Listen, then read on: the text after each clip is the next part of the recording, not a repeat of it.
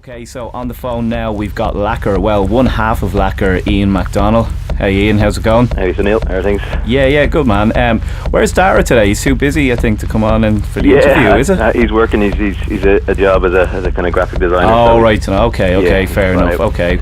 Well, we know his priorities anyway. Yeah. It could be the first and last time he gets asked on, but you never know. If he behaves himself, we'll ask him on again. Anyway, I might rewind a bit, and for listeners outside of Dublin as well, you played together under another name years ago, didn't you? Not Lakker. Years ago we started out in this kind of four-piece called Undermine. It was myself and Dara and two other lads, and that was back 2001, I think. We played at the Deaf Festival, the first Deaf Festival here. Oh yeah. And then after that kind of stopped. Myself and Dara were still kind of on the same musical kind of wavelength, so we continued on then as a two-piece and changed the name and kind of changed the style a bit. And then when there was four of you, it was a production thing, because I remember you more as DJing together actually back then. Yeah, we did a DJ thing. The four of us was a more production, more kind of a band thing. There was a guitarist and a vocalist as well, and then myself and Dara started DJing just as the Undermine DJs as a kind of a side thing. So we started doing that, and that's kind of, I suppose, that kind of Lakker grew from that then. Yeah, and where were the two of you coming from back then, musically, like your first productions and stuff? What were your influences, let's say, when you started off? Would have been really heavily influenced by the kind of the warp and reflex sound at the time, the kind of stuff that was coming out, the kind of brain dance that Reflex called it. You know, people like Boards of Canada, Plaid, and then obviously the biggies like Aphex Twin and Square Pusher were massive influences on us back then. So we're just trying to do something in and around that kind of electronic music with beats, but that also you can just listen to at home, doesn't necessarily need a dance floor. And was there much about the Dublin scene itself at the time, maybe even like the UMAC gigs or stuff that was going on in Dublin that was rubbing off on your productions? I think that because at that time in Dublin it was really it was kind of an explosion of that kind of electronic music, so there was a huge amount going on that you'd kind of take influence from, and there's a huge amount of producers just started cropping up. That was kind of around the time when, you know, music production software was getting easier to come by and laptops were getting cheaper and stuff, so there was a lot of kind of things happening in the city at that time. I think there was one stage where nearly every night of the week you could have a different electronic music night. Yeah. It'd be like a Wednesday night, you know, Front Ends and Headaches would be doing something, and there'd be somebody else doing something on a Tuesday night. So yeah, it was really a kind of productive time to be involved in the scene. Yeah, when you mentioned Deaf there, it's something to our listeners that don't know, it was a Dublin Electronic Arts Festival. I think we probably took that for granted, didn't we? Because it ran for 8 years in the end. Yeah, it kind of came came out of the blue. It seemed at the time, just suddenly had this big festival there, and then it was like and then it kind of ended out of the blue as well. Yeah, it was such a shame. It was a great festival. It was. But I suppose it was pretty hard to sustain in the current climate. Exactly, yeah. And after a while then, you started putting out more music under the name Lakker. When did you change your name? It was after what years? About 2002 or 2003 or something like that. After the kind of Undermine band broke up, we decided to continue music, but the music was very different, so we changed the name. Yeah, we'd kind of working in the studio with no name, just making tunes, and then we decided on a name probably when we were starting to do gigs. Can't remember the exact year. Yeah. So there was an album then, wasn't there, on Lazy Bird? I remember hearing about it for a while, that there was going to be one, but when did that actually come out? That was 2007, so we'd been going a few years by then. We kind of didn't approach the album thing until we felt we had enough kind of tracks that worked together as an album, you know. So we were producing for about 4 years at that stage together, and then we finally thought we had a collection of tracks that worked as an album, all had a kind of similar sound, and so we put that out with Lazy Bird in 2007. Were you happy with the response at the time, or? Yeah, we were happy enough. It was a hard time to put out a CD album, you know, with CD and downloads. Just because they're not selling. Yeah, exactly. Yeah. So, you know, it got some nice feedback, but probably didn't sell as much as we would have liked, but you know, that's the nature of things. Yeah, to a lot of people now, you're kind of like a new act, but you have had a lot of stuff out in the digital realm, but more EPs and like quite a lot of your music has been out there. But I was kind of thinking about this recently, is just a lot of the more daring music that is released digitally, because people won't take the risk on it on vinyl. But obviously you were afforded some freedom on a couple of labels like Kill and Blueprint. So when did that kick off? When did that start? That this new kind of this new interest from labels, and you kind of, I suppose, stepping up to the plate by putting out records? That's only recent now. That's only in the last, like I'd say, year that things have kind of happened. Maybe the last 2 years, maybe, that we've started getting interest from other labels that actually want to commit our stuff to vinyl and put their stuff out there. I got in touch with Nico from Killy Kill. Yeah, I think it was probably in 2010, maybe even. Just through some of my solo tracks as EOMac, and then from that I sent him on some of the Lakker tracks, and he really liked them. So it just kind of happened from there. He was like, okay, I'll put these out, and then the Blueprint thing must have happened from that. They must have heard that release, and they got in touch directly, and were just to put something out with us, and we were obviously delighted to put something out with them. Yeah, so it kind of all happened kind of naturally, just from that first bit of interest from Killy Kill.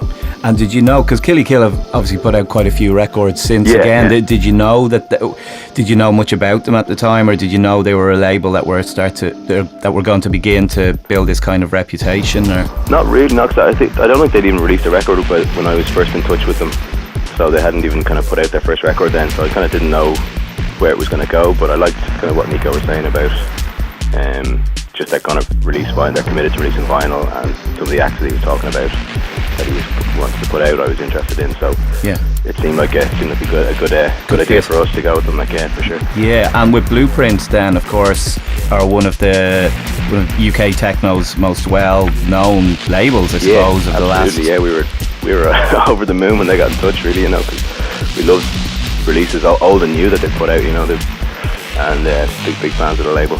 And I think when you told me you had the release coming out, you said you sent them like quite a few tracks. You sent them like 20 tracks or something. Yeah, we sent them a good bunch of stuff.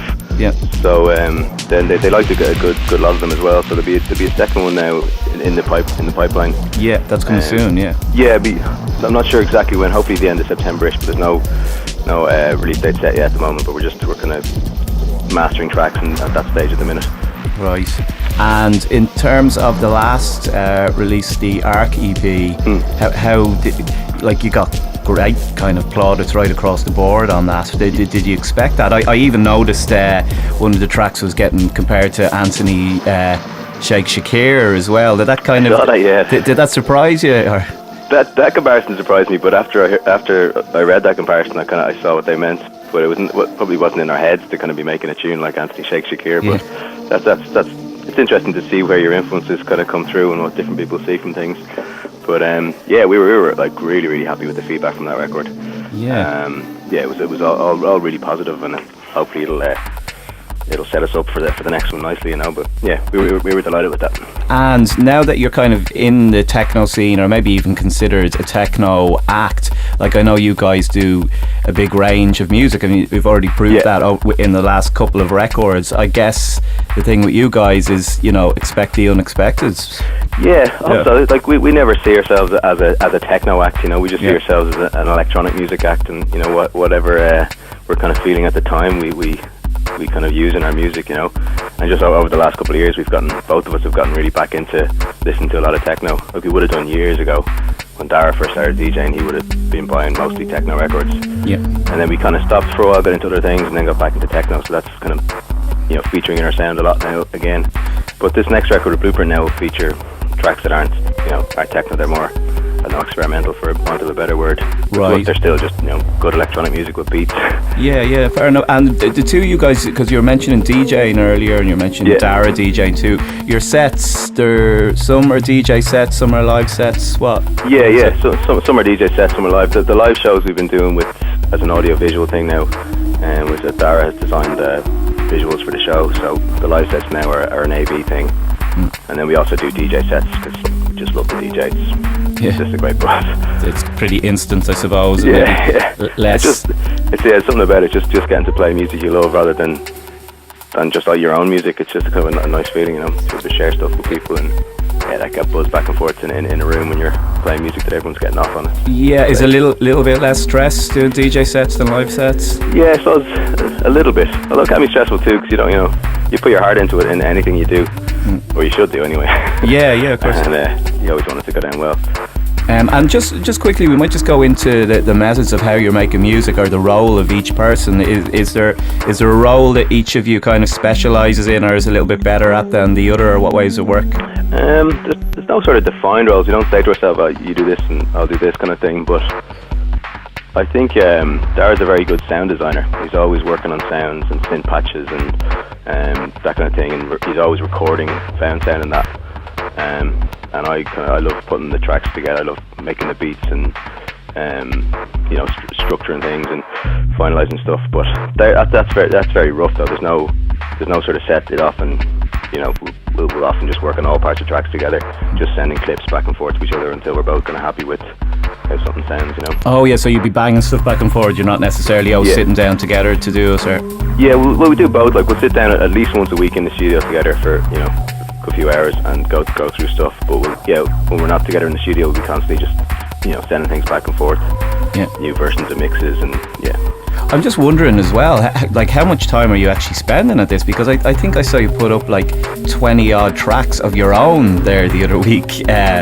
So like, and like that, on the other hand, we're talking about like how many tracks as a demo you sent to a label there too. So you must literally be churning them out. Yeah, we're trying to be doing it as full time as possible for the last couple of years. Like, so. Just any time we can that's spare, just get in the studio, work on something, even if you only get an hour in a day, just get in and just do something. But usually it's like for a good few hours every day in the studio working on tunes. Great. You kind of have to dedicate yourself to things if you want to try and get anywhere with it. Yeah, no, you're dead right. And in terms of the gigs as well, you're obviously playing a little bit more now as well, and you joined an agency quite recently too, wasn't it? Little Big. That's right. Yeah, we're with Little Big now, who are doing all our bookings. So that's been a massive help, just to kind of get to get bigger, better gigs kind of thing, and get more gigs abroad. So that came about in March, was it? Yeah. We played down in Limerick with Marcus, who works with Little Big, and he was playing down there as well. And we just got chatting to him from there, kind of developed into them looking after our gigs. So yeah, that's been great. Yeah. Okay, good stuff. So what's next then? You've got the Blueprint then coming. There's another release too, isn't there? Yeah, we've got a few things down. There's the Blueprint thing, and then there's another release on this label called Love Records, who up to this point have been a digital label, but they're starting to put out vinyl now. So this will be the first vinyl release with them. Okay. And it's called the Death Mask EP. It's a 3-tracker, and it should be out fairly soon. We're kind of again just working on the wrapping it up. Yeah, wrapping things up. So no release date yet, but it'll be very soon. And will there be another Killy Kill 12 then? Or? Yeah, there should be next year. There'll be another Killy Kill 12, and then there's also Killy Kill are putting for their 10th release. They're putting out a compilation of tracks. Oh, great. So we'll have something on that as well. That's actually, I won't say too much about it, but there's some great tracks on it. Right. Okay. Well, we'll look forward to that, and no doubt be playing some of the tracks on the show. Listen, thanks a lot, Ian. Thanks for coming in and letting us in on the whole Lakker buzz, and I'll talk to you again soon. Cheers, man. Cheers, man. See you later. Take care. Bye.